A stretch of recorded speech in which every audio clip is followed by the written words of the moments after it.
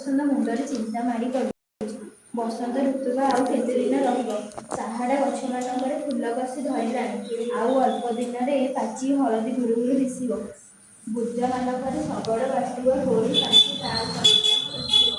ସେତେବେଳକୁ ଯଦି ଛୁଆ ହୋଇଯାଇଥିବେ, ତେବେ ସିନା ସେମାନଙ୍କ କୁନି କୁନି ଥଣ୍ଟରେ ଏଇସବୁ ମିଠା ପାଚିଲା କୋଳି ଆଧାର ଦେବ। ଛୁଆ ସବୁ ଚଞ୍ଚଳ ଚଞ୍ଚଳ ବଢ଼ିଯିବେ।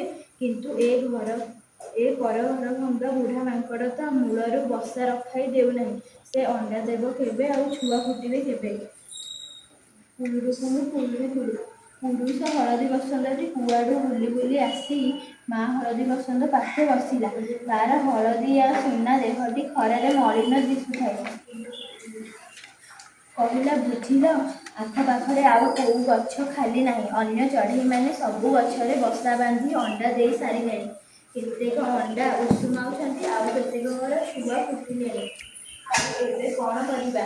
ମା ହଳଦୀ ବସନ୍ତ ଦୁଃଖରେ କାନ୍ଦି ପକାଇଲା। କାନ୍ଦି କାନ୍ଦି କହିଲେ, ସେହି ନିଆଁଗୁଲା ବୁଢ଼ା ମାଙ୍କଡ଼କୁ ଜବତ କରିବା ପାଇଁ